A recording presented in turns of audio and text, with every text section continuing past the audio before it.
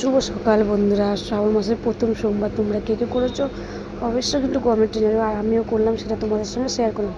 সকাল সকাল উঠে আসলাম গঙ্গার ঘাটে স্নান করতে। দেখো সব আমাদের স্নান করা হয়ে গেছে। আর গঙ্গার কাছে প্রচুর পরিমাণে ভিড় ছিল। গঙ্গার কাছে একটা শিব মন্দির ছিল, সেই শিব মন্দিরে আমরা এখন জল ঢালবো। এদিকে আমি জল মোমবাতি প্রদীপ ধরিয়ে নিলাম। এদিকে আমি শিবের মাথায় জল ঢেলে নিচ্ছি, কারণ ঘরের সামনের শিব ফেলে রেখে তো দূরের শিবকে ঢালতে পারি না, তাই সবাই ঢালছিল, তাই আমিও শিবের মাথায় জল ঢালছিলাম। এদিকে আমার জল ঢালাটা পুরো কমপ্লিট হয়ে গেল। এদিকে দেখো আমি জল ঢালা কমপ্লিট হয়ে গেলাম। আর মন্দিরটা এতটা সুন্দর, ভালো লাগছিল। আমরা মন্দির থেকে বেরিয়ে থেকে একটু সিঁদুর ফিঁদুর পরে নিচ্ছিলাম। এদিকে আমরা এখন গাড়িতে উঠে পড়লাম, রেডি হচ্ছি বাড়িতে যাওয়ার জন্য। এদিকে বাবার বাড়িতে এসে দেখি প্রচুর পরিমাণে ভিড়, এত পরিমাণে ভিড় ঢুকতেই পারছিলাম না। যা কোনো রকম ঢুকে মন্দিরে একটু পুজো দেওয়ার চেষ্টা করলাম।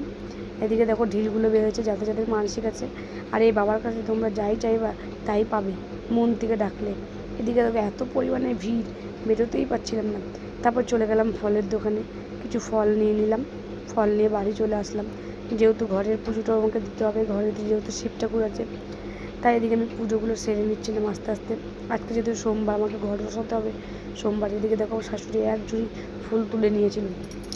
এদিকে আমার শিবটাকে আমি সুন্দর করে স্নান মান করিয়ে, দুধ ফুট দিয়ে স্নান করিয়ে শিবের মাথায় জল ফুল দিয়ে নিচ্ছি। আর ঘরের শিব, তাকে তো স্নান করাতেই হবে। আর শিব ঠাকুরের পুরো স্নান মান করিয়ে আমি ফুল মূল দিয়ে রেডি করে নিচ্ছিলাম আগেই, কারণ শিব আজকে যেহেতু শ্রাবণ মাসের সোমবার, বাড়িতে যেহেতু পুজো দিতেই হবে। এদিকে আমি ফুলগুলো দিয়ে সিংহাসনটা সুন্দর করে সাজিয়ে নিচ্ছিলাম, যেহেতু আমাকে ঘরে পুজো দিতে হবে। আর সোমবারে কে কে সোমবার পালন করেছো অবশ্য কমেন্ট করে জানিও। আর কে কোথার থেকে মন্দিরে পুজো দিয়েছো কমেন্টে বলো। আমি তো দিয়েছি জামালপুরে বাবা বুড়োয়াজের মন্দিরে, তোমরা কোথার থেকে দিয়েছো কমেন্টে বলো। এদিকে দেখো আমার ফুলগুলো সব সাজানো কমপ্লিট হয়ে গেল। এদিকে আমি ফল প্রসাদগুলো কেটে নেব। আমার শাশুড়ি প্রচুর পরিমাণে ফুল তোলে, তাই আমার একটু ফুলটা সাজাতে অনেকটা লেট হয়, কারণ সুন্দর করে ফুলটা সাজিয়ে তারপর পুজো দিতে আমি খুব ভালোবাসি।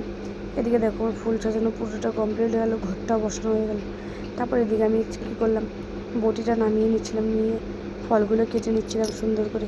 এদিকে আমি ফলগুলো কাটছিলাম, যেহেতু আম আর কলা এনেছিলাম, তাই ঠাকুরকে একটু আম আর কলা দিয়ে পুজো দিলাম। এদিকে দেখো আমার পুজো দেওয়া পুরো কমপ্লিট হয়ে গেছে। আমার এই ছোটো ছোটো ভিডিওগুলো তোমাদের কেমন লাগলো অবশ্যই কিন্তু কমেন্ট করে জানিও। আর আমার পাশে থেকে আমাকে সাপোর্ট করো। এদিকে দেখো পুরো কমপ্লিট পুজো দেওয়া। আর দেখো দোকানের জন্য হয়তো আমাকে সোমবার পালা হয় না, তাই যেহেতু এবার চেষ্টা করলাম একটু সোমবার পালন করার, তাই এবার আমি সোমবারে ব্রত পালন করলাম। এদিকে দেখো সাবু কলা কেটে আমি ফলমল কেটে রেডি করে নিয়েছিলাম।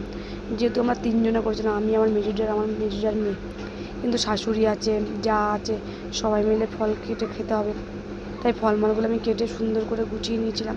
আর এদিকে সাবুটা সুন্দর করে মাখাচ্ছিলাম। আর এদিকে দেখো সবাই মিলে আমরা খেতে বসে পড়েছি সুন্দর করে সাবুটা। আর সাবু খেতে আমার খুব ভালো লাগে, কার কেমন লাগে জানি না, তাই আমি সাবুটা একটু নারকেল ফারকেল দিয়ে সুন্দর করে মাখিয়ে নিয়েছিলাম। এদিকে সবাইকে আমি প্রসাদটা ভাগ করে দিচ্ছিলাম যে কে কতটা খেতে পারে। এদিকে দেখো সবাই খেতে বসে পড়েছি আমরা। আর সত্যি কথা বলতে আমরা এরকম মিলেমিশে খেতে আমরা খুবই ভালোবাসি। আমার এটা ভিডিওটা ভালো লাগে তাহলে লাইক কমেন্ট শেয়ার করে দিই।